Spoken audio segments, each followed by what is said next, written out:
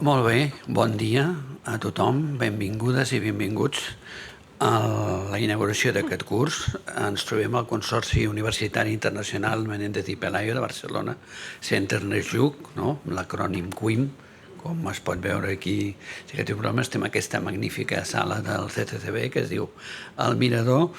I en primer lloc, a més de fer una presentació d'aquestes que es fan a l'ús, explicant tot el currículum i totes les meravelles, sobretot agrair-li a la Blanca Valdívia aquest curs. És un curs que nosaltres hi tenim un interès especial perquè sempre nosaltres fem una diversitat de cursos que és impressionant. És un ventall espectacular de coses diferents, no? Però sobretot quan es tracta de les persones creiem que és un tema altament important. I justament aquest encara és més potent perquè sembla que els últims 15 o 20 o 25 anys tots els afers que fan referència a les persones i altres activitats, però sobretot les persones ens atropellen, no? Com si la nostra previsió o imprevisió fos permanent, no? És una cosa que no acabem d'acabar d'entendre, que sempre passen coses que això no estava previst, això no es veia amb la demografia, amb la informatització, amb el Big Data, amb la quantitat de dades que hi ha, no? Doncs aquest és un fet molt important. Aleshores, quan hi ha una proposta que fa el punt nuclear de la qüestió a les persones, i a les persones, en aquest cas, parlem des d'infants, adolescents, problemàtiques que passen a diferents edats perquè les condicions, diguéssim, de vida han canviat molt i les concepcions de com a la vida ens desenvolupem i ens relacionem i com estem constituïts, i també a les persones de més edat, no? Que en aquest cas seria la meva, que també ens afecta, no? Jo he explicat un cas abans a la Blanca. Però en tot cas, agrair-li. Estem molt contents de poder fer aquest curs. Esperem que no sigui només un i s'ha acabat, sinó que tingui una continuïtat perquè és un tema interessant, és un tema que realment s'ha d'afrontar i s'ha d'afrontar de moltes vessants, no només de la ciutat, sinó d'altres àmbits territorials.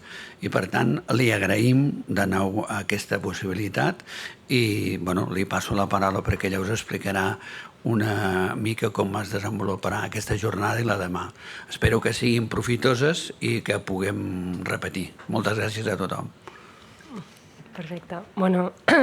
Moltíssimes gràcies per acceptar aquesta proposta de curs que hem fet amb les companyes també de Col·lectiu.6 amb molta cura i perquè pensem que és molt important continuar situant el debat de les cures. Jo tinc un parell de coses que volia comentar una mica sobre per què hem fet aquesta proposta d'aquest curs. Com sabeu tots i totes, les cures han guanyat molta visibilitat en l'agenda pública en els últims anys, gràcies, això sí, a una llarga genealogia feminista, tant des de l'acadèmia com des dels moviments socials, particularment el moviment feminista, que han sigut quienes han lluitat per situar les cures des d'una perspectiva molt àmplia en aquesta agenda pública.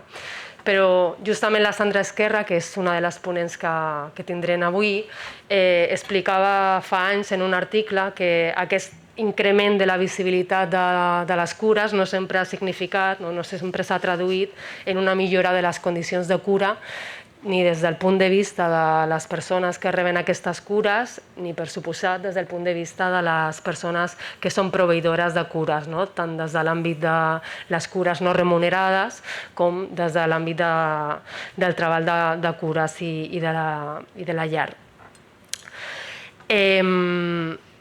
També volia dir que la Joan Tronto, que és justament una de les teòriques que més ha treballat en una definició del terme de cures, que totes les que hem treballat una mica sobre aquest àmbit hem fet servir molt, fa uns anys escrivia també en un llibre que estem en un moment polític, de context, que els fonaments polítics que hem tingut durant dècades estan tremolant, s'estan transformant, hi ha una fort polarització política i que el concepte cures per si mateix no té una càrrega política. Han de ser nosaltres, no?, qui lluitem, no?, perquè aquest terme, que pot ser també un terme en disputa, sigui un terme, no?, per situar les cures cap a una organització més democràtica de les cures i cap a valors, no?, de sostenibilitat econòmica i social i ambiental, per suposat. Una altra cosa que m'agradaria destacar és que aquest increment de les cures moltes vegades també ha significat cert tractament una mica naïf, una mica romantitzador del que són les cures, i crec que en aquest curs també és important que situem que les cures és una heterogeneïtat d'activitats, de treballs, i que hem de pensar en una democràcia cuidadora, com deia la Joan Tronto, o en posar al centre les cures, com deia la Maya Pérez Orozco, però sabem que les cures tenen un munt de matisos, ens porten alegries, però també ens porten moltes vegades molt patiment i molt dolor. I simplement s'han de posar al centre perquè són imprescindibles per sostenir la vida de les persones i les vides no humanes també. Llavors, en aquest curs, la intenció d'aquest programa que hem fet una mica a cavall entre professionals de l'acadèmia, professionals que treballen en l'àmbit de les cures des de l'activisme, o també des de la pròpia experiència encarnada, companyes que treballen en l'àmbit de la llar i domèstic.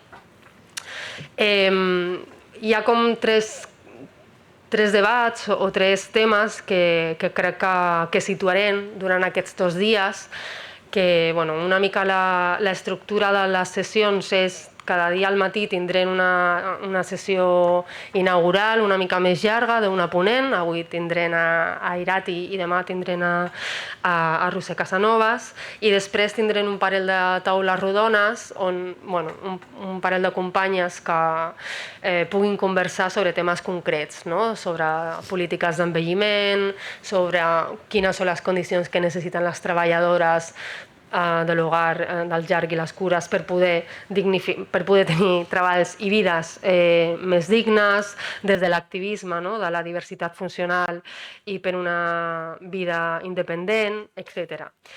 I avui també comptant en un taller per situar com situem des de les nostres experiències les cures a la ciutat i al territori. Llavors, els 3 temes que jo pensava que són importants per abordar aquests 2 dies són, per una banda, situar bé el concepte, perquè el que ens ha passat en aquest increment de la visibilitat de les cures és que moltes vegades parlem de cures sense contextualitzar del que estem parlant. Estem parlant del treball de cures, de les activitats de cures, estem parlant de l'ètica de les cures, estem parlant de bon tracte. Llavors, és molt important, especialment des d'un punt de vista de les polítiques públiques, situar de què estem parlant. Ens va molt bé totes les definicions teòriques de Joan Tronto, de Dolors Comas d'Argemí, d'un munt de teòriques, de Cristina Carrasco, que han treballat sobre aquest tema i ho han definit, però hem de passar d'aquesta dimensió més abstracta a una dimensió més concreta. I és molt important perquè nosaltres també estem parlant o el segon tema a tractar seria les condicions materials i immaterials que tenim per les cures, que són justament la base de les desigualtats que generen les cures. I si parlem de les condicions materials i immaterials, no són les mateixes les condicions que necessites per cuidar de la gent gran, a més, en tota la seva diversitat. Estem parlant de dones, estem parlant d'homes, estem parlant de persones en un origen migrant i que s'han fet grans i que, d'això ja parlarem en altres moments, però que també és una dimensió molt interessant. Estem parlant d'un envelliment en dependència, sense dependència. Llavors, per poder parlar veure quines són les condicions que necessitem, hem de pensar en de qui estem parlant i de quines activitats de cura concretament, no? I per últim, el tercer tema que crec que és cabdal és l'organització social de les cures, no? Que justament és un dels temes que el moviment feminista i l'acadèmia feminista ha treballat molt, no? Que és, bueno, és veritat que les cures estan en l'agenda pública, l'agenda política, és veritat que les nostres societats s'han transformat molt en termes de justícia de gènere, tot i que encara queda molt per fer, però justament un dels temes claus on hi ha moltes desigualtats és en la distribució de les tasques i les responsabilitats de cura, que a més sabem que està totalment creuat des d'una perspectiva interseccional per l'origen i la classe social i la diversitat funcionals. Llavors són temes que hem de parlar i bueno, crec que en aquest situar una mica el debat jo em quedaria, no parlaria molt més i donaria ja... Bé. Serem molt... vale, una cosa de logística és que serem molt rigoroses en el temps per respectar bueno, que tothom que ve a explicar i té unes expectatives de temps pugui explicar el que vulgui, llavors serem molt rigoroses i també perquè tenim uns horaris al curs i per respectar que la gent després de venir a formacions i dels seus horaris laborals té altres coses que fer a la seva vida. Llavors, bueno, de nou, moltíssimes gràcies per donar-nos la possibilitat de fer aquest curs. Moltíssimes gràcies a tots vosaltres i a totis vosaltres per venir al juliol, a mitjans de juliol, a fer una formació que no estàvem molt segures de poder arribar a fer-la. O sigui que moltes gràcies també per la vostra dedicació i esperem que poder compartir reflexions i aprenentatges aquests 2 dies. Moltes gràcies.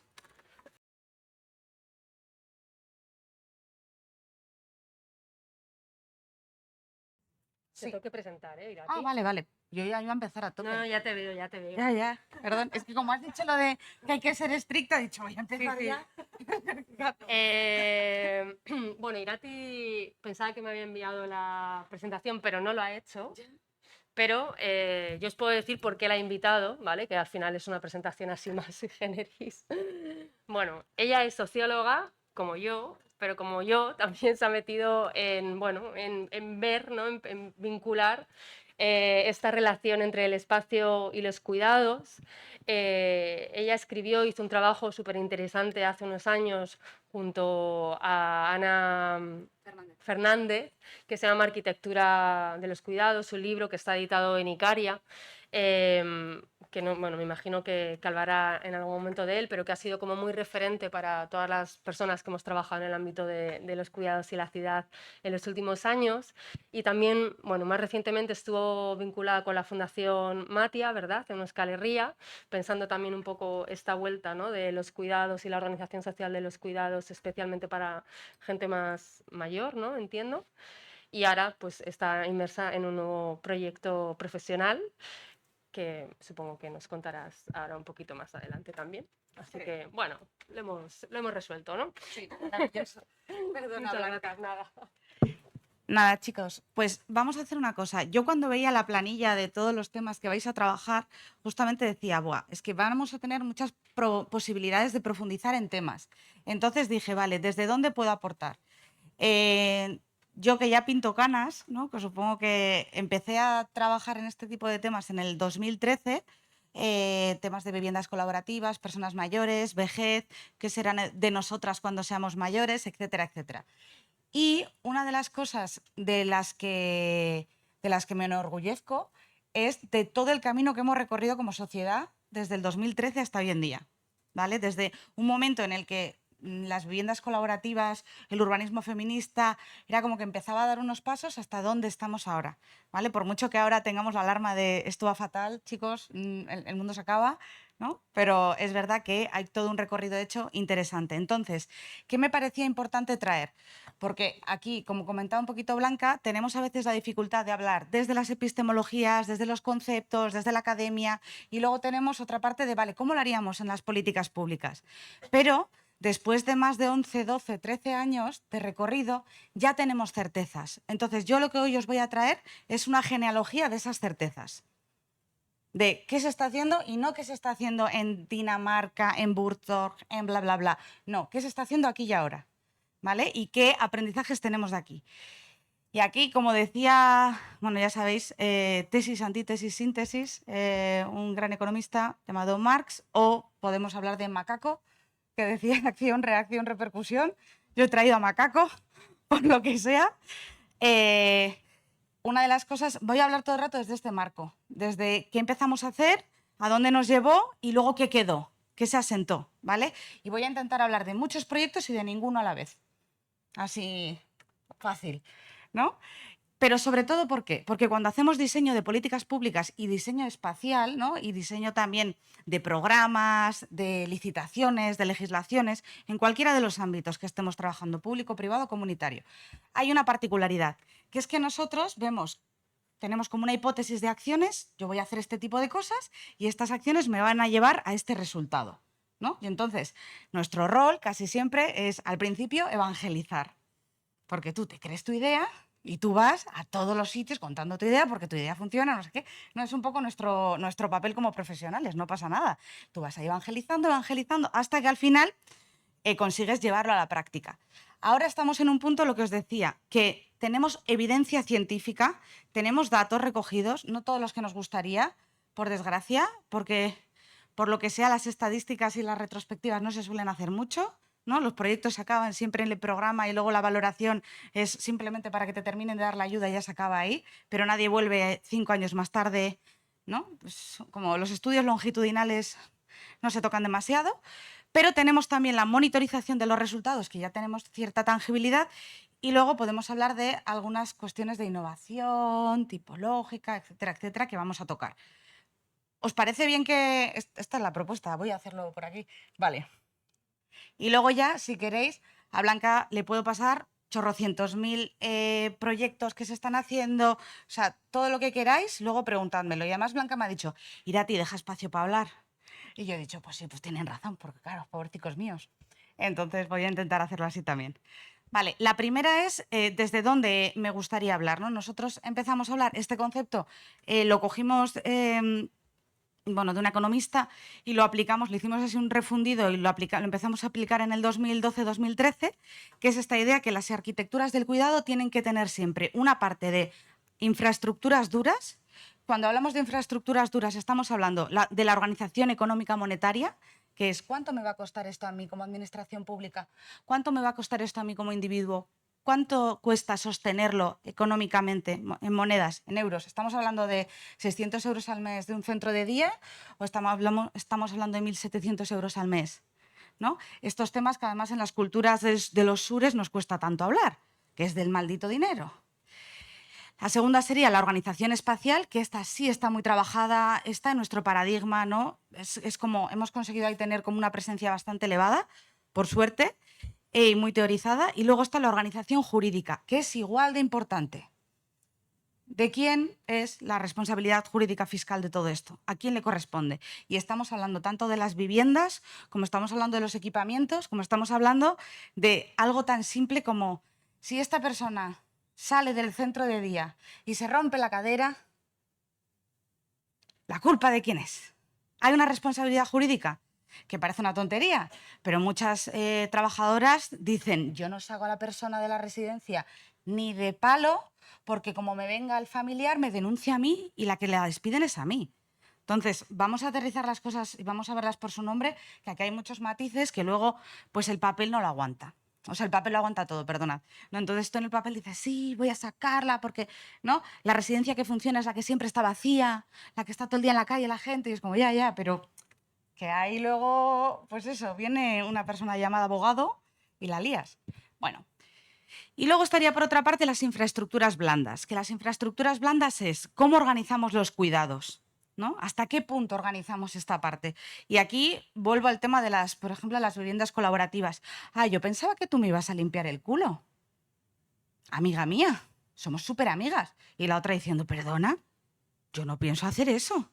Esas cosas que damos por sentado dentro de nuestros imaginarios, ¿no? Que no se hablan, ¿no? Yo cuando sea mayor a mí me tiráis de un puente y ya está. Esta falta de responsabilidad propia hacia los cuidados, estas cositas así que se dicen así como quien no quiere la cosa. Luego, ¿qué se entiende por cuidar? También organización del empleo. Vamos a hablar del empleo, de cómo está organizado, de qué consecuencias tiene, de que, por ejemplo, no integramos dentro de las condiciones laborales el tema de la participación social. En las licitaciones no aparecen. La gente debería tener un cúmulo de horas para participación social. Porque si no, lo que no vale es que luego le pidas a la enfermera comunitaria o le pidas a cualquier trabajador público, a UP, nada, que participe a la tarde fuera de su horario laboral en esta actividad. Y además te enfades cuando no lo hace. Bueno. Y luego la gestión de la convivencia o del hábitat, ¿no? Y aquí ya podemos hablar con todo el que trabaja en vivienda de alquiler, de protección oficial y los retos que eso conlleva. Que ahí igual las compañeras del IMSOL podrían hablar más que yo. Vale, entonces, simplemente para que lo sepáis, vamos a intentar tocar algunas cositas, pero cuando yo hablo de arquitecturas del cuidado, me gustaría que mirásemos a todo esto, porque si no se resuelven todas estas palancas, sigue siendo un poco, en inglés se dice delulu. O sea, o hablando de otra manera, cuando vayas al campo y lo intentes aplicar, la hostia va a ser bien bonita. O sea, yo llevo trabajando en esto, intentando desarrollar este tipo de cosas y hemos llorado por no tener en cuenta estos aspectos, ¿vale? Entonces, bueno, pues ahí están los retos. Vale, lo dicho, voy a ir súper rápido por una parte de la genealogía, que ya creo que la tenéis muy trabajada, y me voy a centrar en la última, sobre todo, si os parece bien. A ver, vamos bien. Entonces, la primera parte de la genealogía de las arquitecturas que cuidan, tendríamos el boom de las viviendas colaborativas, allá por el 2013, 2014, cuando empiezan a ponerse de modas, ¿no? Y vamos a ver cuando la comunidad se pone en el centro del diseño habitacional, ¿qué sucede? ¿Qué cuestiones aparecen? Después vamos a hacer un pequeño salto a la apertura hacia el barrio, que es cuando decimos, ostras, que no es suficiente con generar edificios increíblemente bien gestionados a nivel interno, es que tiene un barrio también con el que dialoga, ¿no? Y ahí además tenemos las propuestas, me da igual, de Tonucci, la ciudad de los niños y niñas, la ciudad de los 15 minutos, las superillas, las antenas de cuidado, los radars. O sea, tenemos 800.000 cosas que también se han estado haciendo y que también tenemos evidencia científica de a dónde nos han llevado. Y me gustaría tocarlo por encima, porque lo he dicho, luego vais a tener a un montón de gente maravillosa con la que vais a poder discutir cada una de las áreas. Y la última es cuando ya hablamos de ecosistemas de cuidado y planes de vida. ¿Qué esto es? Cuando ya no solamente se miran a esas unidades, pobrecita mía Blanca, ¿quieres agua? Te doy. Vale. Nada, nada. No, hombre, pero... y pasamos al tema de la coordinación público-privada comunitaria y cuando de repente aparece el yo y la responsabilidad del yo en todo esto. Y aquí ya vamos a entrar luego en otra cuestión así que marca un poquito el asuntejo. Entonces, ¿os parece bien que vaya como muy rápido al principio y luego ya me paro hacia el final para que luego tengamos tiempo para debatir? Vale. Y yo también tengo una cuestión así que cuando me motivo hablo muy rápido. Entonces, perdonad. Creía que solo me pasaba en euskera, luego resulta que no, en castellano también y en inglés también, entonces pues ya lo siento. Espero que el café os haya hecho efecto. Pero bueno, eso luego debatimos ahí en los 20 minutillos que vamos a tener después. Vamos a empezar con lo primero, 2013-2014, llegan las viviendas colaborativas. ¡Guau! ¡Increíble! ¿No? Entonces, volvemos a la parte de la acción. De la parte de qué nos imaginamos, cuáles eran las hipótesis que hacíamos en el 2013, en aquella época. Primera hipótesis, obviamente la generación de los espacios intermedios.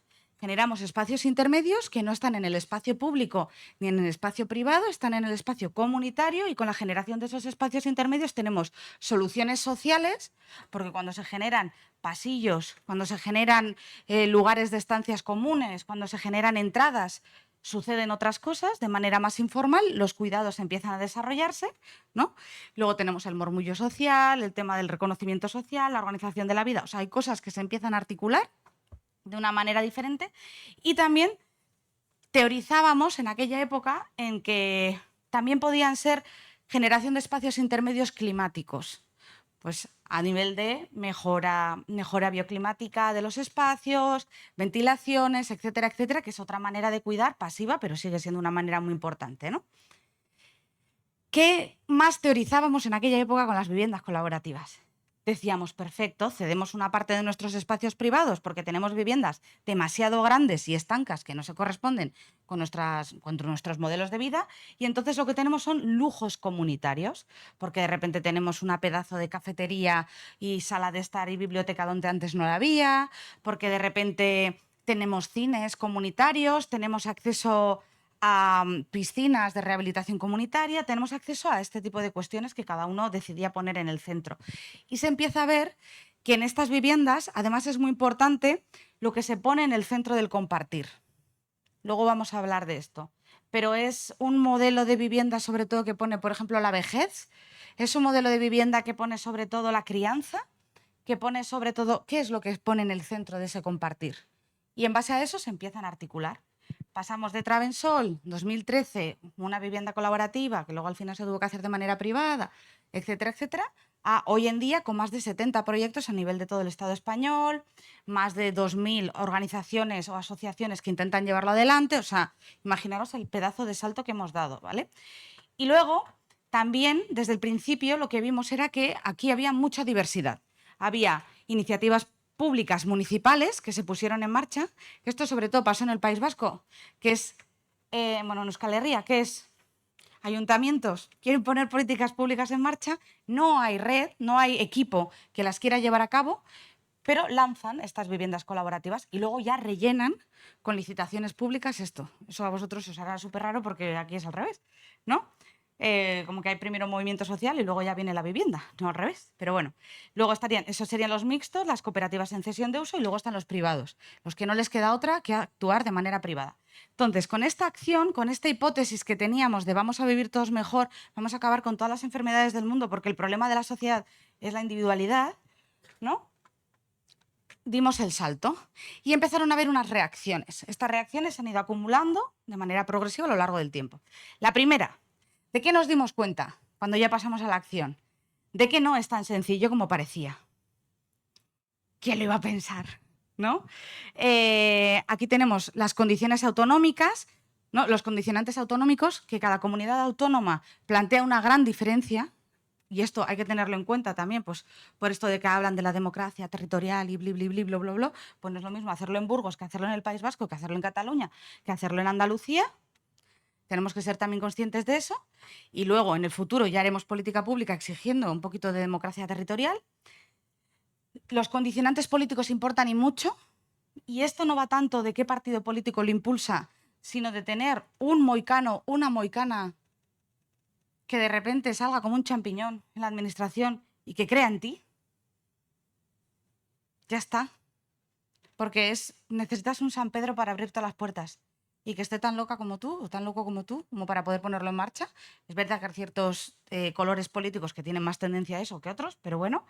Luego, también vimos que el proceso de construcción del proyecto tampoco es tan sencillo, y luego vamos a ver por qué. Y luego, aquí hay otra cuestión también importante, que es que la media de construcción de viviendas colaborativas, esta alternativa comunitaria hacia los cuidados, no sé qué, que planteábamos algunos como es la solución. O sea, si hubiera viviendas colaborativas en todas las partes, no habría residencias, no había centros de día, estaba todo solucionado, ¿no? O sea, esa era la hipótesis que teníamos, parece un poco nihilista, o infantil, pero la teníamos en el 2012-2013 y nos la creíamos a corazón abierto. ¿De qué nos dimos cuenta? De que el proceso de construcción son más de 10 años de media y que el 70%, más del 70%, o sea, rota. Esto es, no aguanta todo el proceso. Y luego, además, hay un porcentaje muy, muy, muy elevado en el que la organización se va a diluir. ¿Vale? Entonces, ¿esto qué nos lleva? A que no todos los cuerpos pueden sostener estos procesos. Repito, no todos los cuerpos pueden sostener esos procesos. ¿Eso qué significa? Pues que si tienes la mala costumbre de tener, yo qué sé, criaturas a tu cargo, una relación monomarental en la que tú tienes que sostener toda la conciliación, o tienes la mala costumbre de pues, tener alguna enfermedad y tener unas necesidades diferentes, etcétera, etcétera, etcétera, o tienes un trabajo de mierda, me da igual, o te estás divorciando, me da igual, cualquier situación que tenga un componente de vulnerabilidad, no puedes participar en estos proyectos. ¿Por qué? Porque lo que nos dimos cuenta es que el sujeto principal de este tipo de proyectos de viviendas colaborativas es, le he llamado homo militantus o homo activistus. O sea, ya no es un homo economicus, un hombre blanco heterosexual, no, ya es una persona activista que tiene las capacidades, los conocimientos, el tiempo, que le encanta estar en asambleas, que le pone, que trabaja desde ahí, que tiene la capacidad oral para dialogar en estos términos, ¿no? Y eso importa, porque eso es un patrón que también excluye a otros perfiles de este tipo de procesos en la primera ronda, por lo menos. Y eso lo estamos viendo. La evidencia científica habla de esto, no pasa nada. No es ni mejor ni peor, pero es simplemente para que cuando alguien nos venga con las soluciones, tú le digas, bueno, es la solución para un tipo de modelo de vida, para un tipo de segmento poblacional. Y está genial, pero no todo puede pasar por aquí. Porque además tenemos la mala costumbre, y luego lo veremos al final, de hacer propuestas totalizantes. Yo tengo la solución y es la mejor, y la tuya no, ¿no? Luego tenemos la última, que es la paradoja de qué dejamos fuera en estas o las concesiones. A medida que estas viviendas iban saliendo adelante, veíamos ciertas dificultades. La primera es cuando la iniciativa es privada, y esto es ha sido dolorosísimo, pero al mismo tiempo ha sido muy curioso, hay que decidir si se recorta de cuidados, esto es, ya no hay ascensor, porque el ascensor es muy caro, ya no hay una trabajadora monitora que ayuda a la psicomotricidad fina y o sea, como que va recortando de todo eso, dejando a gente fuera. O sea, yo conozco a gente pues que funciona por silla de ruedas tranquilamente y que ha sido expulsada de ciertos proyectos porque subía $500.000 tenerla. Así de simple. No pasa nada, nunca lo vamos a decir en público porque eso queda feo, pero eso ha sucedido, no pasa nada. Entonces, o recortamos de cuidados y empezamos a dejar a cuerpos fuera, o si no, recortamos de diversidad. Y hablo de diversidad monetaria, de viviendas que son 1.200, 1.300 euros, con todo incluido. Entonces, ahí también eso ha sucedido, que a mitad de proyecto hemos tenido que recortar. Esto es cuando es privado-privado. ¿Vale? Luego tenemos otras paradojas, que es que la mixta, que las cooperativas en cesión de uso y todo esto, pues tienen un gran componente de homo activistus, no voy a meterme ahí más, y luego las iniciativas públicas o de ayuntamientos. Que esto lo que ha sucedido en muchas ocasiones es que tú pongas, por ejemplo, una sala para lavadoras comunitarias, un salón para una cafetería, luego muchas veces esos espacios se han quedado vacíos. ¿Por qué? Porque las personas abandonan esos espacios comunitarios porque no le ven el valor o no lo entienden, no lo dimensionan, porque tampoco dimensionan el bienestar que eso les puede generar, que el compartir les puede generar. ¿No? Entonces, eso también está sucediendo. Y luego también ha sucedido que entraba una primera generación muy homo activistus, pero luego se daba cuenta de que esto del compartir trae muchos conflictos, lo dejaban y entraba una segunda generación, que eso pasó en Rentería y fue precioso, y la segunda generación que entraba era de migrantes, de personas que para poder tener una independencia y una emancipación necesitaban el compartir. Y desde esa necesidad empezamos a verle las potencialidades de todo esto, pero ¿no? Como muy interesante en este sentido. Vale, entonces simplemente por acción, reacción, repercusión. Por una parte, confirmamos la hipótesis de cuidados. ¿Esto qué significa? A nivel de cuidados, todos los estudios que hay a nivel de deterioros cognitivos, aumento de la autonomía, desinstitucionalización de los cuidados más cotidianos. Cuando hablamos de desinstitucionalización de cuidados cotidianos, básicamente es que en vez de que te tenga que ayudar la trabajadora social a ir al médico, que te ayude la vecina. Eso es desinstitucionalizar. Ya está, hay que ponerle un nombre así como muy... Y eso sí ha sucedido en estos espacios. Hemos conseguido reducir los deterioros cognitivos todo menos uno. Bueno, que no es deterioro cognitivo, pero que es una enfermedad, que es la enfermedad del suicidio y la soledad. ¿Por qué? Porque la soledad no se resuelve por estar abarrotada de gente. La soledad pasa por una cosa que se llama el significado de la vida. ¿Y qué hace que me levante por las mañanas? Yo puedo estar todo el día sola, pero a mí me encantan las canicas. Yo vivo por las canicas y las canicas me hacen que me levante todos los días y que la vida tenga sentido. Si tu vida no tiene sentido, por mucho que estés con los primos, los hermanos, todo el mundo te visite, haya muchas asambleas, a ti no se te va a ir ese sentimiento de soledad. Entonces, para que lo dimensionemos también, porque luego de repente había suicidios en este tipo de espacios y era como, ¿pero cómo ha podido pasar? Pero no sé qué, y es como, hombre, porque es que esto es mucho más complejo de lo que parece, chavales. Luego, la segunda, el ejercicio de bienestar y cuidados a través del compartir, los lujos comunitarios, esto ya lo hemos comentado. Todas las tipologías innovadoras que se han creado en las viviendas colaborativas, que se han exportado a las VPOs, o sea, ha habido un trabajo muy grande ¿no? de socializar todas estas bondades, aunque a día de hoy muchos espacios estén vacíos, como hemos comentado, y que haya gente que diga, pero ¿por qué tengo que pagar yo una tasa, una cuota por un espacio comunitario que no utilizo? Quita esa cosa y dame más metros, ¿no? Y ahí están los pobres arquitectos diciendo, no, pero es importante, ¿no? Y luego el efecto búnker y las pocas alternativas. ¿Qué quiere decir con esto? ¿Qué ha sucedido con este tipo de viviendas que tenemos que tener en cuenta cuando estamos planteando modelos de vida a través de la arquitectura o del urbanismo? Que este tipo de viviendas no tienen alternativa B. No hay B. ¿Qué queremos decir con eso? ¿Y si no encajo aquí? ¿A dónde me voy cuando he quemado todos los barcos y llevo más de 10 años intentando ya hacer esto adelante? ¿Qué pasa si cambia mi modelo de vida? Y el efecto búnker es que cuando han aterrizado en muchos barrios, el problema ha sido que no se han relacionado con los del barrio. O que la manera de relacionarse con los del barrio ha sido, entro de lleno en la asociación de padres de la escuela y rompo toda la diversidad que había porque me quedo con todos los espacios de poder, porque además tengo otra manera de hablar, no sé qué. Juzgo a la gente del barrio que hay, ¿no? Porque y en vez de ser, pues bueno, Manolo es nuestro machistilla. Sí, es un poco carca, pero es nuestro Manolo. Y vamos al bar de Manolo. En vez de ser así, pues de repente creamos otro bar alternativo, hacemos boicot, no sé qué, y al final se generan estas cosas de, esos son los verdes, los hippies esos de allá, sí, los últimos que llegaron, pero no hay hay una arrasar con el barrio. Pero bueno, y luego vamos a seguir avanzando, pero con la idea esta de barrio. Voy muy rápido, pero ¿vamos bien? Vale. Vamos a pasar a la siguiente. Superilles. Superilles, apertura hacia el barrio, me da igual, radars, lo que quieras. Otra vez más, ¿cuál era nuestra hipótesis? ¿De dónde partíamos? ¿Qué teníamos en mente? Decíamos, ¡buah! ¿El urbanismo feminista nos va a salvar a todos?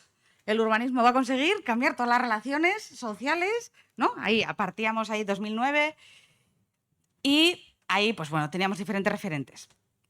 Nosotros decíamos, para construir estilos de vida necesitamos construirlos a través del barrio. Y entonces decíamos, vale, no hace falta tener una vivienda súper mega chachiguay con todo dentro, súper cooperativo y para conseguir cambiar o mejorar las condiciones de vida. Esa era la hipótesis que teníamos en un principio. Y pasaba también por la idea de volver a tejer comunidad. ¿Qué es esto de tejer comunidad? Hacer que la farmacéutica, que la panadera o el panadero, no sé quién, volviera a ser parte de conocernos entre nosotros y hacernos corresponsables, ¿no? De lo que estaba sucediendo. Aquí es la primera vez que se dice, no solamente vamos a ir a un núcleo cerrado de personas tremendamente convencidas, sino que vamos a conseguir que otra gente con diferentes niveles de politización y de compromiso vayan dando pasitos en esta dirección. Esa era la hipótesis, porque entendíamos, pues eso, que tiene que haber una gradación, ¿no? En esta parte de participar. Servicio de atención a domicilio, trabajadoras sociales, empezamos a tener otro lenguaje. ¿Cuál es la reacción? ¿Hacia dónde vamos? Primero, sucede una cosa muy curiosa, que es muy fácil representar el barrio de manera puntual haciendo, por ejemplo, un ejercicio de oasis colectivo, o ¿os acordáis en la pandemia cuando se crearon las brigadas de COVID? O sea, durante un tiempo tú puedes mantener la fantasía del barrio, pero luego el día a día vuelve. Y cuando vuelve el día a día, mantener cotidianamente esa fusión resulta muy complicada o baja, que no es malo, pero es verdad que baja y alguna gente lo vive como derrota, como ostras, pero si antes éramos un montón, ¿qué ha pasado? ¿No? Entonces, y luego hay otra cosa que también empezamos a ver, que es el peligro de trasladar la responsabilidad de las instituciones a colectivos o asociaciones de barrio. Que es esta parte de, está genial que la cooperativa, o sea, que los farmacéuticos y las farmacéuticas den el aviso, pero la responsabilidad tiene que estar en servicios sociales y en el ambulatorio, digo yo. ¿O quién tiene la responsabilidad? ¿No? Y lo que veíamos era que con muchas estructuras de voluntariado, sin querer queriendo, se le daba un contrato menor a una pequeña empresita que estaba gestionando ese tipo de cosas y las técnicas y los técnicos del ayuntamiento y los políticos se desdecían o se alejaban un poquito de la ecuación. Que estas son cuestiones que también han ido saliendo. Y luego también hay otra cuestión que hemos estado viendo con este tipo de políticas, que es el tema del desembolso necesario pero de gran consideración. Estamos hablando de que para mantener organizaciones de esas estructuras y para poder coordinar eso, son personas, son salarios y son obviamente también inversiones, ¿no? Aquí teníamos a Salvador Rueda, que estima que el coste de los que se han creado, o sea, para poder crear de verdad toda la estructura sería entre 100 y 200 millones. Claro, ¿qué ayuntamiento puede sostener esto? Pues igual Barcelona, chicos, pues yo vivo en un pueblo de 6.000 habitantes. Que no serían 200 millones, pero 3 sí, ¿no? Que es, por ejemplo, lo que costó en Usurbil poder hacer algunas estructuras así. Entonces estamos hablando de 4 millones, que vienen de las Next Generation, pero luego cuando se acaban, ¿qué? Y de todo este tipo de cuestiones de mantener todo esto, que estamos hablando de perfiles de 20.000, 40.000 euros todos los años, para poder hacerlo en un barrio, esta parte de zonificación. Entonces, simplemente para que sepamos que eso también empieza a surgir, que es como, ostras, ¿cuánto vale esto? Entonces, primero, confirmamos la hipótesis de cuidado. O sea, estas políticas son maravillosas en términos de influencia, de participación en el barrio, de cómo se transforman. O sea, yo ayer a la noche caminando por la Rambla era como, joe, me gustaría, o sea, no hay un teléfono para decirle a la persona que ha hecho esto en plan de, hola, no me conoces, pero soy tu fan, ¿no? Y ya, en plan de, gracias por todo lo que has tenido que llorar haciendo esto, ¿no? Cosas así. Entonces, se confirma la hipótesis, vamos bien, pero lo que se ve es que se necesita una profesionalización de los perfiles comunitarios y de la acción comunitaria. ¿Qué es esto de la profesionalización? Lo dicho, no podemos tener a voluntarios haciendo un trabajo de 24/7 durante más de 2 años. Te pueden aguantar un ratito, pero esa gente se quema y además no es justo para esa persona. Entonces, porque la ciudadanía y la participación social, como dice la palabra, es participación. Es como los abuelos y las abuelas. Están para hacer una ayudita de vez en cuando si les da la gana, no para hacerse cargo de tu conciliación. Entonces, esto ha sucedido y sucede mucho. Y luego también lo que vemos es que es importante que poco a poco esto todo aterrice en una protocolización, en una manera de integrarlo, de cómo hacemos para hacer una detección de todas estas redes. Por ejemplo, en el caso de Radars, en el País Vasco, en Euskadi, en Euskal Herria, pero en Euskadi, se ha hablado con el Colegio de Farmacéuticos y Farmacéuticas, se ha llegado a un convenio a nivel de comunidad autónoma con ellos, por lo cual está protocolizado a qué número de teléfono, o sea, todo el seguimiento y a qué número de teléfono hay que hacer el aviso y qué tipo de aviso hay que hacer y cómo hay que hacerlo. Eso es el objetivo, que filtre la institución, que no sea solamente por buena voluntad, que es a veces de lo único que tiramos. ¿Entendéis la diferencia entre sí, no? O sea, que es como, vale, pues si la chica es maja, pues perfecto, pues entonces te va a ayudar. Pero es que ese no puede ser, o sea, la buena voluntad es el principio, no es el final, ¿no? Entonces, ¿cómo hacemos para sistematizar todo esto? Para que calen las instituciones, para que sea parte de una licitación pública, incluso para que haya consecuencias jurídicas y legales. Si ha habido abandono, por ejemplo, me da igual, es que voy a decir una cosa que hoy no es el tema, pero la violencia económica hacia las personas mayores. Los bancos tienen un papel de observador brutal. O sea, si tú ves a una persona mayor que cada semana está sacando 8.000 euros con el nieto, y es esa persona mayor lo que lo está sacando, pero 8.000 euros todas las semanas,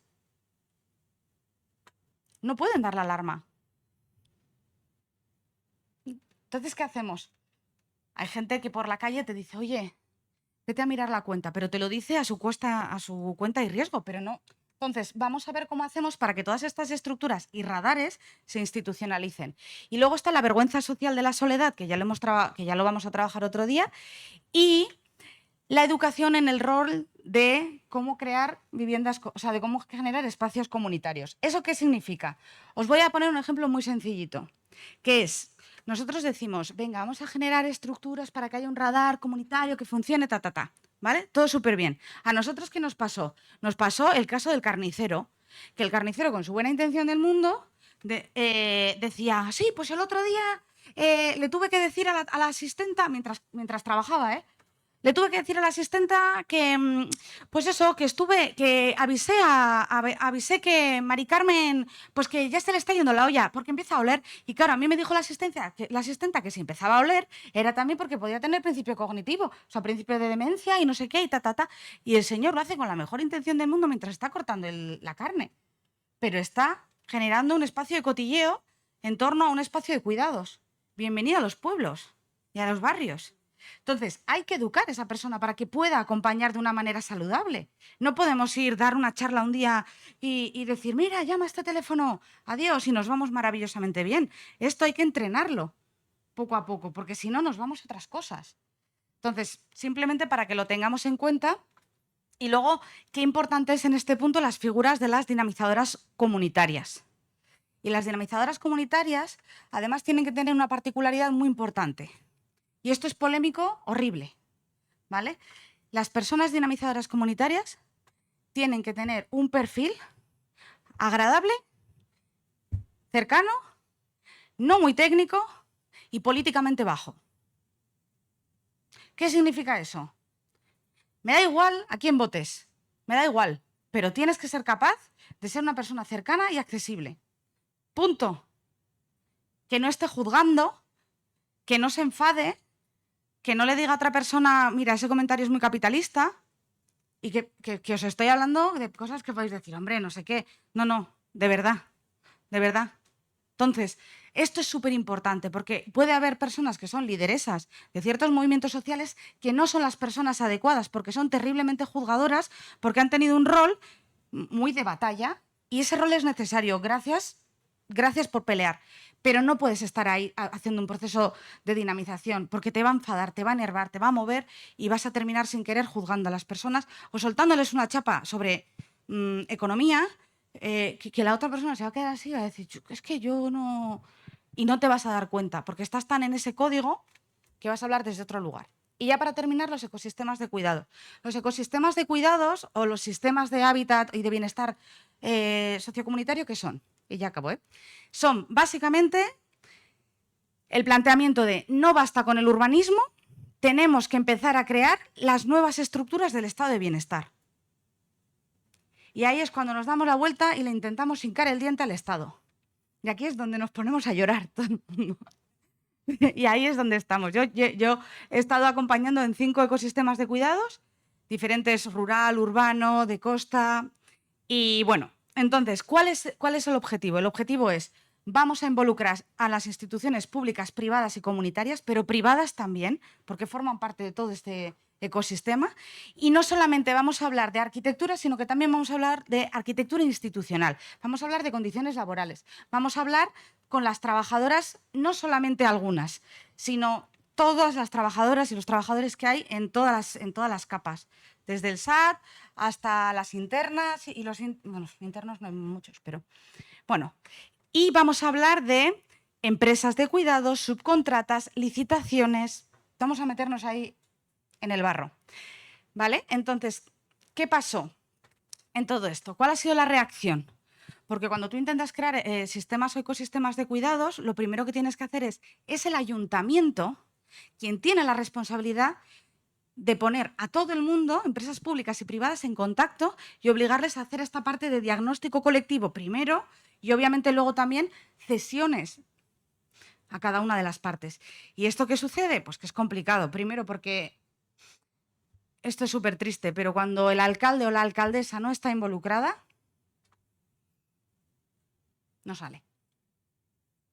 Entonces, tiene que estar ahí, no tiene que aparecer por ahí cuando le apetezca para opinar otra cosa y luego irse. Tiene que estar ahí, desde la corresponsabilidad. Luego tienen que haber unos diferentes perfiles técnicos también implicados. Puede hacerse desde el sector de la salud, Osakidetza en nuestro caso, pero también se podría hacer desde el sector de servicios sociales, trabajadoras sociales. Incluso se ha llegado a hacer desde cultura, deporte, educación. O sea, lo puedes hacer desde muchos sitios, pero es súper importante que estén ahí. Y luego, ¿qué nos hemos llevado? Nos hemos llevado sorpresas con la participación. ¿Por qué? Porque primero han surgido agentes que no nos esperábamos. De repente una persona del centro de día, una coordinadora que conecta con esa pasión y mira que es un centro privado que es llamado Sanitas, me da igual, pero conecta, está súper in, le encanta, vuelve a tener ilusión en su trabajo y se vuelve a conectar ahí. Luego, también nos hemos llevado una sorpresa muy bonita con familiares, sobre todo con familiares de TEA. Una participación brutal, unas ganas de cambiar las cosas, de integrar, o sea, precioso, precioso. Y luego, por ejemplo, ¿qué sucede? Que cuando sales de los entresijos clásicos de la participación y el activismo, de sal a la calle, de no sé qué, y te vuelcas en el centro de día, en el centro de actividades, no sé qué, aparecen otros liderazgos. Y, por ejemplo, en Usurbil, un pueblo súper vasco y euskaldún, apareció el liderazgo de 2 andaluzas que llevaban 50 años viviendo en el pueblo, no tenían ni papa de vasco, no lo habían querido aprender, que eso a nivel de ayuntamientos es como, ¿no? Lo viven mal. Pero eran las que conseguían organizar todo, mover a todo el mundo, o sea, increíble, brutal. Entonces surgen nuevos liderazgos. Y luego hay otros cuerpos que no aparecen, y esto también es real. Hemos estado más de 7 años haciendo estos procesos.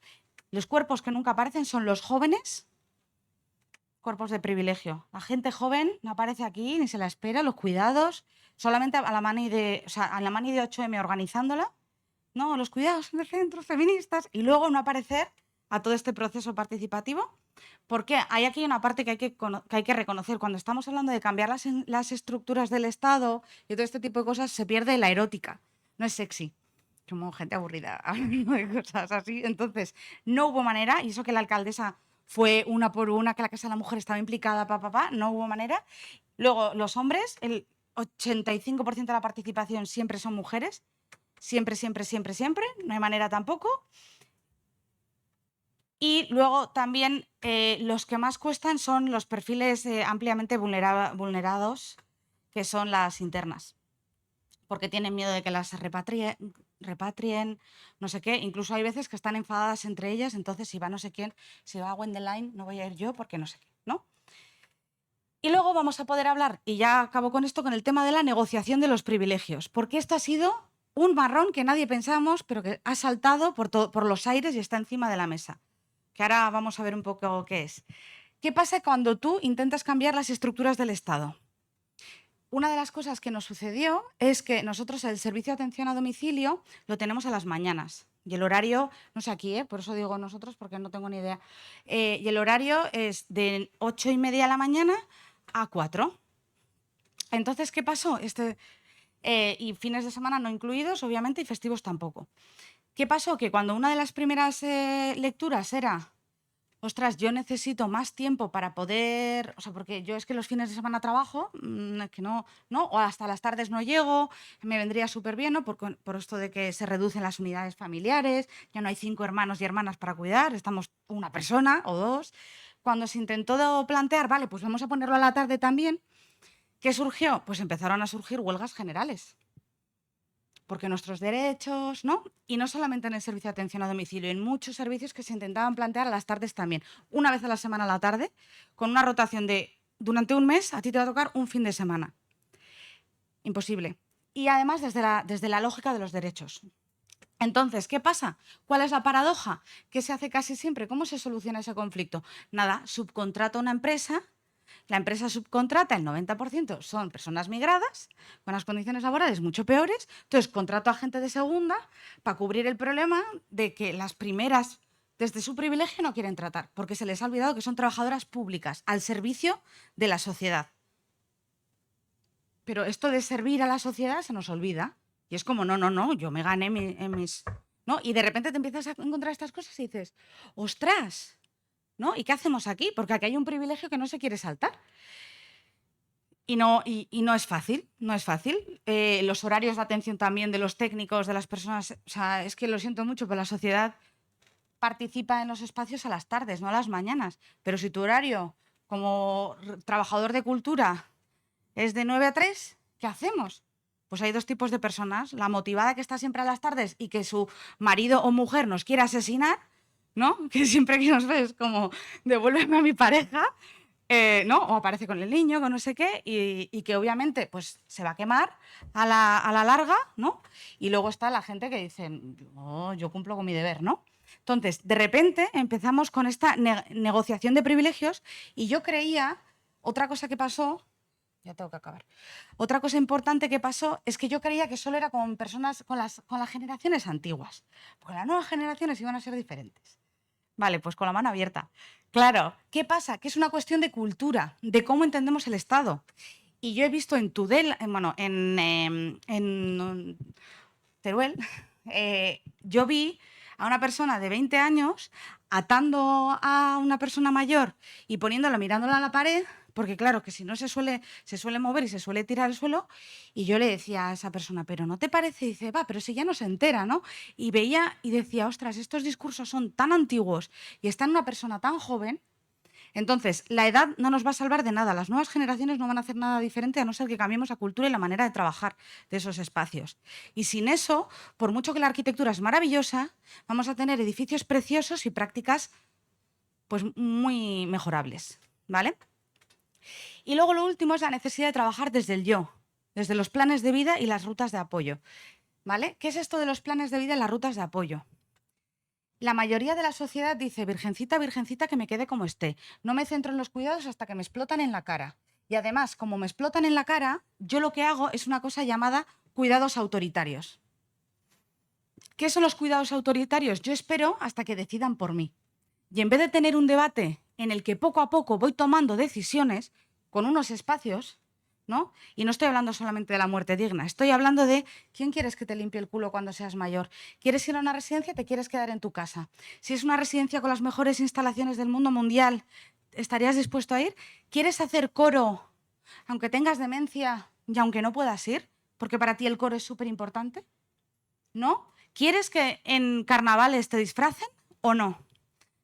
Porque nosotros planteamos este tipo de cosas, para mí, que me disfracen, o sea, yo hago el tonto todo el rato. A mí me encanta, a mí que me pongan una bola en la cabeza y yo voy a ir así, pero esto que se hace en las residencias, para mucha gente es denigrante, completamente denigrante. Porque la participación obligada es denigrante. A no todo el mundo le gusta participar. El derecho a no participar también es súper importante, generando recorridos para poder mantener toda su toma de decisiones, aunque eso no se dé. Y esto ya cuesta un montón. A mi pareja le hacéis eso y vamos, se tira por un balcón si puede. Entonces, el yo es la corresponsabilidad de cada una de las partes de debatir sobre temas que no queremos hablar, antes de tiempo. Y el yo pasa también por algo muy importante, que es no dar las cosas por supuesto. Por ejemplo, y os pongo otro ejemplo. Una de las cosas que tenían que hacer las trabajadoras sociales era algo que se llama reconstruir lazos, ¿vale? La reconstrucción de los lazos es muy importante para trabajar en los procesos de soledades, sobre todo de las personas que cuidan. ¿Esto qué es? Os voy a poner un ejemplo. Una persona de 55 años que ha sido durante 20 años el entrenador del pueblo, de todos los cadetes, de toda la gente, chicas, chicos, o sea, todo el mundo lo adora, lo conocen, ¡buah! Es maravilloso, siempre está ahí, va con su bicicleta después de salir del trabajo a ayudarles, ¿vale? Ha estado con un montón de generaciones. Esta persona empieza a desarrollar una demencia, va a toda velocidad, pierde al grupo de amigos, la gente ya no quiere quedar con él. La mujer es la única que está ahí haciendo las cosas y no hay manera. Había un entrenador que se lo llevaba a ver algunos partidos y ayudarle a entrenar por voluntad propia, pero claro, ya no puede porque es un toro y no tiene fuerza. Y de repente la mujer y el hijo se quedan solos, sin nadie, y todo el mundo en el pueblo además mira para otro lado cuando aparecen. ¿Cómo puede ser?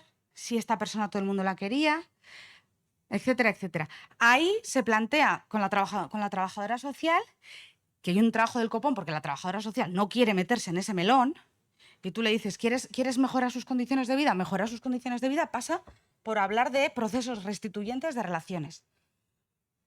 Y trabajamos con ella el tema de cómo podemos hacer para que alguien en la cuadrilla, alguien en el grupo de amigos se tiene que sentir mal. No me creo que todo el mundo se deshaga de todo esto. Habrá gente que dirá, es que no sé cómo ayudarle, es que me remueve mucho. O sea, tiene que haber gente que por alguna razón podamos rescatar y podamos hacer que acompañe, porque el mejor voluntariado es de gente cercana. La peluquera, la amiga, o sea, que te venga alguien que no conoces a hola, buena, está muy bien, pero el mejor voluntariado es lo más cercano posible. Entonces, ¿qué sucede con esto?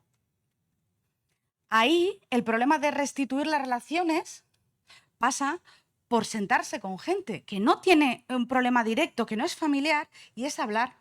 Y es decirle, ¿cómo te sientes? ¿Cómo podemos hacer para mejorarlo? ¿Qué podríamos hacer para poder organizar todo esto de otra manera? Y pasa porque cada uno hable desde sí mismo de todo lo que ha vivido con esta persona. O sea, esto es hablar desde el yo. No es un programa de política pública. O sea, es intentar trabajar desde ahí a reconstruir las relaciones. Entonces, cuando hablamos de planes de atención y vida, sería maravilloso que a partir de los 40 años empezáramos a hacer no últimas voluntades simplemente, sino empezar a pensar en este tipo de voluntades de yo quién quiero que me limpie el culo y cómo quiero que me limpien el culo. Va en serio. Yo lo tengo súper claro. Yo lo tengo escrito por notario. Lo que pasa que yo tengo en el notario todo pedido, pedidísimo, lo que quiera hacer, lo que no quiera hacer, quién quiero que me lo haga, quién quiero que no me lo haga, qué estoy dispuesta, qué propiedades estoy dispuesta a dar con tal de tener una mejor calidad de los cuidados. Que le den a todo el mundo, ¿no? Yo lo que quiero es que mis propiedades sirvan para que yo tenga una vida mejor, que es la mejor manera de cuidar a mi entorno. Entonces, ¿qué sucede aquí? Resumiendo, chocamos con la administración pública, privada y comunitaria. La organización de los horarios de atención y trabajo con la ciudadanía chocan de golpe. O abrimos este melón o no vamos a poder generar estructuras que cuiden. Repito, por mucho que la arquitectura haga maravillas, no le podemos pedir todo a las urbanistas y las arquitectas. Segundo, la flexibilización de ciertos protocolos. No es perfil 3, no es grado 3, pero podría estar utilizando esto, no sé qué. Vamos a intentar flexibilizar todo esto. ¿Qué pasa? Que la flexibilización de los protocolos pasa porque el perfil técnico pase de ser ejecutor a un órgano de decisión, en el que vengan casos, debatan sobre ellos, monitoricen los resultados, oye, ¿qué te ha parecido? ¿Esto ha salido bien? Empiecen a ser agentes de cuidado. Y eso es algo que hoy en día no hay, porque tú dices, tabla 3, asignación A, acertado, no, punto. Y no tiene solo que ver con condiciones económicas laborales, con que la gente está explotadísima. Nosotros hemos llegado a cuatriplicar el número de trabajadoras sociales en un ayuntamiento, que se hizo una apuesta brutal, y de todas formas era como que yo me tengo que ir a casa de alguien a ayudarle a leer el recibo de la luz y de paso mirar cómo está la vivienda. Que vengan ellos y que no se traigan a la persona mayor. ¿Para qué va a venir la persona mayor si va a estar ahí molestando, que va a tirar las cosas? Mejor que se quede en casa. O sea, este tipo de dinámicas están súper metidas. Y cambiarlo va a pasar por entrenar capacidades. Y luego, para transformar la administración pública y el rol de los trabajadores, también otra cosa muy, muy, muy importante. Aparte de entrenar capacidades, está el tema de transformar los procesos de licitación. Hay que introducir cláusulas de participación, cláusulas sociales. O sea, la persona que vaya a coordinar y a gestionar la residencia pública del ayuntamiento X o Y, los trabajadores tienen que tener una responsabilidad hacia un horario, una bolsa de horario, participación social. ¿Qué es eso de la participación social? Vienen las fiestas del pueblo. ¿Queréis que la gente pase a ser un rol pasivo, ¿no? La gente de la residencia que simplemente la saques al balconcito como búhos, ahí a mirar lo que está pasando, y pasen a tener un rol activo? Pues para que eso suceda y para que participen en la comunidad y para que hagan cosas que no hacían, es súper necesario que haya horas, que haya tiempo. No podemos dedicarle toda la voluntad. Claro, eso nos gusta mucho. Y ya está. Y luego asumir la extensión del proceso. Estamos hablando de procesos de 5, 6, 10 años, 2 legislaturas mínimo. Y esas 2 legislaturas hay que mantenerlas. Y eso con contratos menores de 1 año, 6 meses. Claro, spoiler alert, difícil de realizar. Entonces eso, esta es la nueva innovación que se está haciendo hacia intentar replantear las estructuras del Estado y a través del Estado todo el resto de administraciones. Ya está.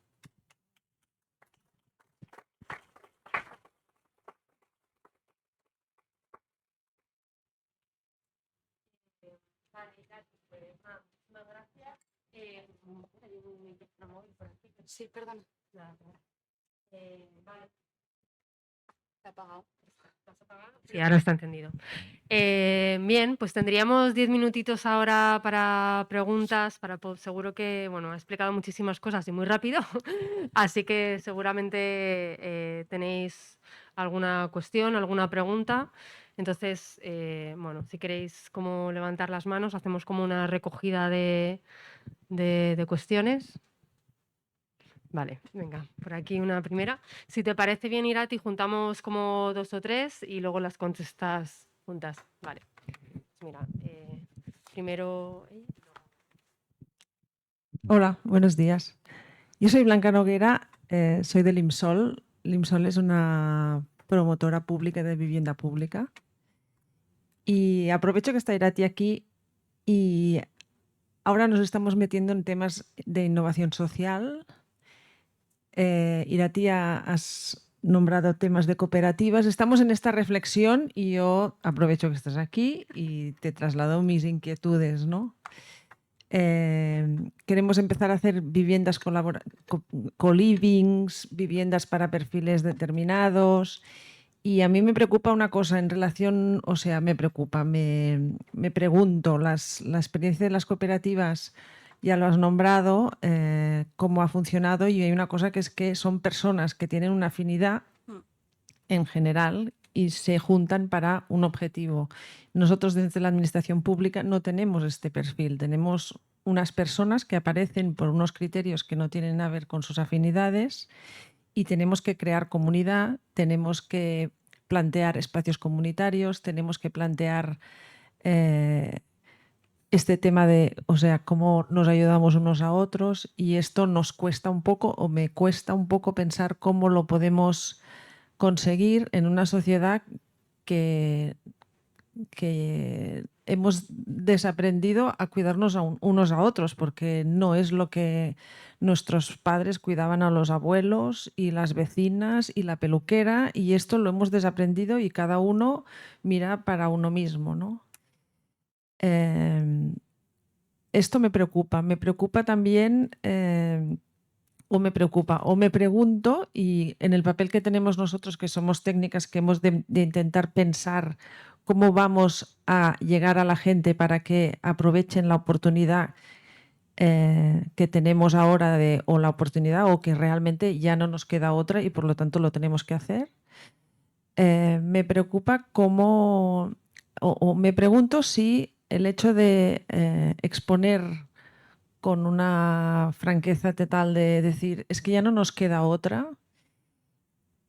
Y hay una pregunta que no sé si es pertinente y tú me dirás, podemos decir, es que si no te interesa, el espacio inmobiliario es muy grande, ¿no? Entonces, o te metes en eso, o a veces te da como rabia de que gane gente una vivienda y el primer día ya esté me sale dando por culo de por qué no me dejas poner una lavadora y tengo que ir a la lavandería porque la lavandería es comunitaria. ¿Y qué es esto de este espacio que no sé qué y no sé cuántos? Y cuando hay gente que se queda en la cola, que no le toca la vivienda, y a lo mejor sería la manera de decir, bueno, pues es que es una reflexión que tenemos que tener experiencias como para que la gente vea que esto puede funcionar. Bueno, es una reflexión personal. Hola. Vale. Bien, soy Sara Moreno. Felicidades, me ha encantado. La verdad es que me ha gustado mucho la presentación que has hecho. Yo también soy socióloga y he evaluado algunos de los proyectos que tú has presentado a nivel de Barcelona, Projecte Radars, el SAT de proximitat Superilles Socials aquí en Barcelona y el Vilabaïna también. Bueno, y la verdad es que coincido en muchas cosas de las que has comentado y otras me generan más dudas, ¿no? Y ahora estaría, como reflexionando 20 minutos más y no toca, ni mucho menos. Entonces, para sistematizar un poco, yo creo que uno de los mensajes, ¿no?, de tu presentación es: la arquitectura es necesaria pero no es suficiente para una transformación o para revisar el modelo de provisión de cuidados, de gestión y de organización de cuidados. Y yo, claro, iba pensando, ¿no?, a medida que ibas hablando, cuál era tu punto de partida, ¿no? Y ya entiendo que tu punto de partida ha sido precisamente, ¿no?, el arquitectónico, ¿no? Pero a mi modo de ver, la dimensión espacial, igual que la dimensión temporal, yo me dedico mucho a temas de sociología del tiempo, etcétera, son dimensiones que dibujan un escenario donde tienen lugar las relaciones sociales y en este caso las de cuidado, ¿no? Si solo pensamos desde una de estas dimensiones, la espacial, la temporal, la laboral, lo que quizás alcanzamos es buenas soluciones técnicas, pero que son insensibles socialmente, que es un poco lo que entiendo que nos venías a exponer. O sea, eran 3 hipótesis perfectas técnicamente, ¿no? Cohabitaje, utilicemos el barrio para abrir los hogares y las relaciones y los ecosistemas, ¿no? Que es vamos a integrarlo todo. Pero claro, estamos dibujando escenarios, pero estamos descuidando que mover estos escenarios no nos mueve las relaciones sociales. Entonces, es igual que yo puedo cambiar la ley, pero no cambio la realidad social. Amén.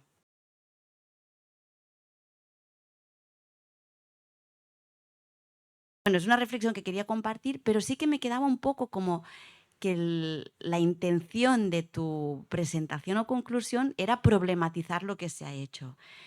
Problematizar ya está bien, pero yo entiendo que es la realidad y que no tenemos que problematizarlo en negativo.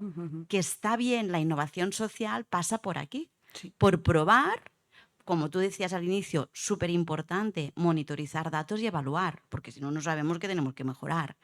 Pero es obvio que cualquier intervención pública, sea a través del espacio, del tiempo, laboral o tal, no alcanzará sus objetivos a la primera. Entonces, en este proceso de cambio de cultura, creo que es muy importante darle un tono a la problematización en positivo y constructivo. No sé si me explico, ¿eh? Porque si no, quien no esté interesado en estas cuestiones, enseguida coge los argumentos. Vilavaín ha terminado en Barcelona. Duró 2... Aquí es larga, la historia. Bueno, larga, es simple. En realidad es muy simple. Cambio de gobierno. Pero, ostras, ¿no? Aquí hubo una inversión, aquí hubo, ¿no? Bueno, no sé, ya está. No me alargo más. Vale. Monse, por allí, tiene una última pregunta. Sí. Parece terminaríamos con estas... Podríamos estar aquí debatiendo toda la mañana. Dejamos a Monse y luego contestas tú, Irati, ¿vale? Súper. Buenas. De hecho, a mí me sabe un poco mal porque he llegado más tarde, también por la calor horrible que hace. Estoy de acuerdo en parte, ¿no? Que la accesibilidad, a pesar de que le he dedicado casi 15 años de vida, no lo es todo, ¿no? Y lo tenemos súper demostrado. Me pregunto si ha salido o no, por eso, porque he llegado casi a la mitad pasada, el tema de la asistencia personal, ¿no? Porque es una figura que nosotros hemos reivindicado largamente. No sé cuántos años llevamos con este tema también, ¿no? Como una figura profesional que reconoce los cuidados, que pone también en el centro nuestras decisiones, ¿no? Porque quizá también lo que siempre echo de menos cuando se hablan de cuidados es dónde están nuestras luchas, ¿no? Dónde estamos...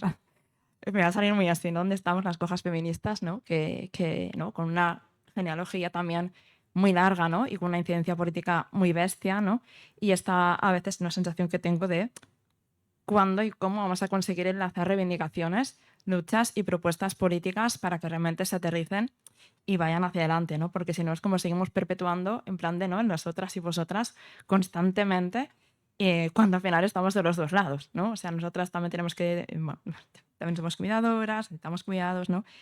Y lo que me preguntaba en general, ¿no? Es ¿qué nos pasa a la ciudadanía con la propia vulnerabilidad humana?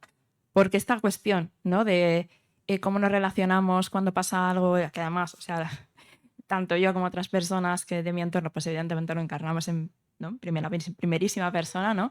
Es, ostras, todos estos diálogos incómodos que tienes que tener con la gente de tu entorno, por mucho activismo feminista, por mucho activismo anticapacitista que hayas hecho, parte de un proceso que estábamos haciendo ahora también, es decir, ostras, llevamos 20 años de activismo y todavía no hemos visto exactamente cuando alguna está mal, cómo nos comunicamos, realmente qué queremos, incluso aunque tengas asistencia personal, ¿no? Cómo vas a gestionar determinados malestares, ¿no?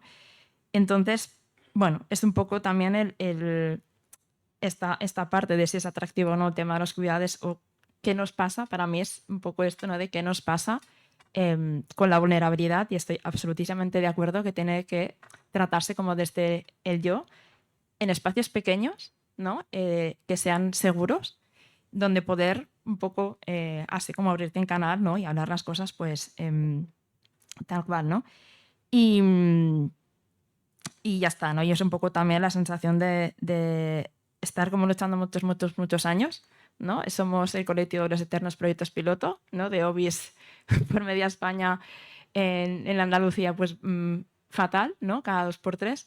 Entonces, para mí también es como ese deseo, ¿no? De enlazar luchas y sobre todo, ¿no? Que se hará mucho vida independiente. De hecho, con los años lo hemos cambiado a vida interdependiente porque hasta nosotros, ¿no? Fuimos conscientes de decir, la hemos cagado, ¿no? También era como, sí, somos todas súper independientes, no sé qué, hasta que hay un momento y dices, ¿no? Incluso la asistencia personal no suple, ¿no? El tema de los afectos para poderte sostener más allá, ¿no? Y esto es algo que incluso dentro del propio colectivo tampoco no se habla, ¿eh? Lo estoy ahora como poniendo todo sobre la mesa porque sobre todo me parece como interesante el no omitir esta figura, porque es omitir años y años y años de luchas, ¿no? Y también, y en parte también lo que realmente queremos, ¿no? Y has comentado a partir de las 40, creo que incluso hay que empezar antes, ¿no? Porque también cuando eres un niño o una niña, ¿no? Con discapacidad desde la infancia, ¿no? Este poder decidir qué ropa te vas a poner y qué vas a desayunar, a partir de ahí podrás también decidir cosas más importantes en tu vida, ¿no? Entonces, es como también este margen de edad, ¿no? Y situaciones y de reconocimiento mutuo de luchas. Ya. ¿Y si nos vamos a tomar un café? No. Vale, no voy a ir súper rápido. Vamos, que si no, la pobre Blanca mía. Vale, venga. Lo primero es, en cuanto a objetivos, completamente de acuerdo con Sara. De hecho, o sea, de verdad, o sea, he intentado empezar la presentación diciendo que no sabéis la brutalidad de cosas que hemos conseguido en 11 años, que es brutal, el punto de partida en el que estamos y dónde estamos ahora. Lo que sí me preocupa a veces es lo poco que se cristalizan algunas cosas. O sea, de verdad, yo tengo mucha envidia yo no soy arquitecta ni pretendo serlo, pero me encantaría que pudiéramos protocolizar y sistematizar algunas cosas en programas y políticas públicas, privadas. Me da igual, aunque lo haga una organización privada. Si a mí ya me importa, yo quiero que se haga. O sea, yo ya con eso ya me conformo. Estoy en ese punto de la vida, que es como, por favor. Pero veo como que esa es una parte que está costando mucho aterrizar. Y luego entiendo a las personas que tienen que abrir brecha, pero veo dificultades para que esa brecha luego haya como un segmento que permee en la sociedad. Y ahora me explico. Cuando Blanca hablaba de qué hacemos con esas personas que no valoran, ¿no? Estas cosas y que joder, con las cosas tan guays que hay, lo bien que le vendría a esa persona en su vida, ¿no? Poder hacer todo eso, ¿no? Como muchas veces que los médicos y las médicas dicen, es que esta persona lo único que necesita es amigas. No necesita nada, no necesita más pastillas, necesita amigas, muchas, ¿no? Entonces, ¿ahí qué sucede? Que a veces nos cuesta poner en valor los pequeños éxitos de las cosas y lo que queda de, vale, igual no hemos conseguido todo, o sea, ¿no? Pedimos la luna para luego llegar un poquito pues hasta Soria, si se puede, pero esos pequeños éxitos tampoco tienen visibilidad, tampoco están siendo como no están generando nuevas estructuras. Es que no sé cómo decirlo sin meterme a meter la chapa. Entonces, lo que diría es, lo primero es, para mí, el punto más sangrante ahora mismo está en la negociación de privilegios, de verdad. O sea, yo estoy horrorizada con los privilegios, con los mini privilegios que hay en cada una de las cosas, porque si todo parte de la voluntad, las buenas intenciones están muy bien, pero a nada que de repente me exige levantarme media hora antes para hacer no sé qué, pues de repente me estás tocando el trabajo y ya no me apetece tanto, ¿no? Entonces, a mí sí me gustaría que se pudiera protocolizar o sistematizar algunas cosas un poquito más en ese sentido. Me encantaría que aquí hubiera aquellas personas que llevan contabilidad, me encantaría que hubiera juristas, me encantaría que hubiera economistas, no economistas feministas, que obviamente estamos aquí o están aquí.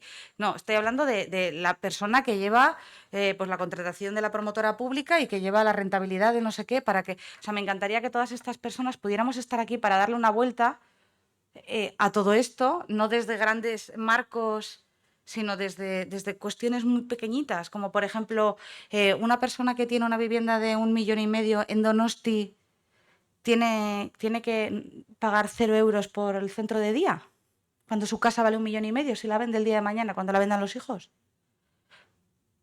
Así de claro.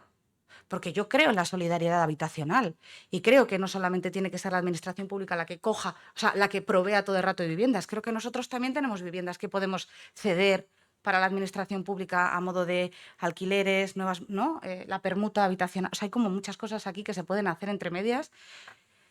Entonces, eso sería muy importante. Y luego hay otra cosa que estamos descuidando sin querer, que es el tema de los modelos de vida. Y yo creo que un buen punto de partida es preguntarle a la gente cuál es tu modelo de vida. ¿Eres una persona, pues eres una mujer con una monomarentalidad y que sale adelante? ¿Eres una familia que ha decidido dinky, que decide no tener hijos y que van a vivir solos? ¿Eres una persona que acaba de llegar y que se va a mudar muchas veces del lugar de trabajo? O sea, ¿qué tipo de estilo de vida tienes? ¿Qué tipo de modelo de vida tienes? Y desde ahí vamos a ver qué valoras. Porque lo que no podemos empezar es a intentar convencer a la gente o evangelizar a la gente de que esto te va a venir bien. Lo que podemos hacer es, con todo lo que tienes, que te puede venir bien, ¿no? Y por eso es tan importante algo tan horrible y tan complejo como es el yo y el estilo de vida. Porque no se trata que sea importante, porque igual esa persona puede tener en el País Vasco, en Guipúzcoa, la APE, la asistencia personal, está pagado, etcétera, etcétera. Muchas veces ahí hay un montón de cuestiones relacionales, de negociación, de hablamos castellano pero no hablamos el mismo idioma, que tienen unos procesos tan lentos porque hay muchas asistentes personales que acaban institucionalizando todavía más a la persona porque acaban haciendo de pantalla, ¿no? O personas que luego tienen relaciones abusivas con las asistentes personales y tenemos que meternos en medio, que esto ya lo sabéis, habéis trabajado, estáis todos los días ahí intentando negociarlo. Entonces, todo este tipo de cuestiones dentro de esta mierda, ¿quién tiene más derechos, tú o yo? Porque luego vienen las trabajadoras y dicen, es que nosotras estamos muy mal, nadie piensa en nosotras y en la ratio. Luego vienen las familias y dicen, y es que nosotras, ¿quién va a pensar? Luego viene la persona y dice, es que la más olvidada soy yo. Entonces, tenemos un punto en el que yo, de verdad, con tal de que tengamos espacios de diálogo y vayamos desde abajo haciendo política pública, privada o comunitaria, me da igual, yo ya me doy con un canto en los dientes. Pero es que además, y ya quiero acabar solo con esto, está el tema de ser políticamente correctas y nos está matando. Chicas, no poder decir, algunas cosas nos está matando. Y yo, o sea, a mí me gustaría, que no digo no juzgar, coña, pero que una persona se queje porque su vecino dominicano pone la música a las 2 de la mañana, un martes hasta arriba, esa persona no es racista, coño. Entonces, vamos a intentar, es que estamos ahí, ¿eh? Estamos ahí. Entonces, ¿cómo vamos a hacer política pública desde ahí? ¿Cómo va una persona, una madre, a decirle a su hija, mira, me siento muy sola y tengo pensamientos suicidas? ¿Que la hija le va a responder cómo me haces esto a mí? O sea, que estamos ahí, esta es la vergüenza social, este es el punto de partida. Entonces, o generamos espacios más chiquititos, como decía la compañera, que no me acuerdo de su nombre, perdona,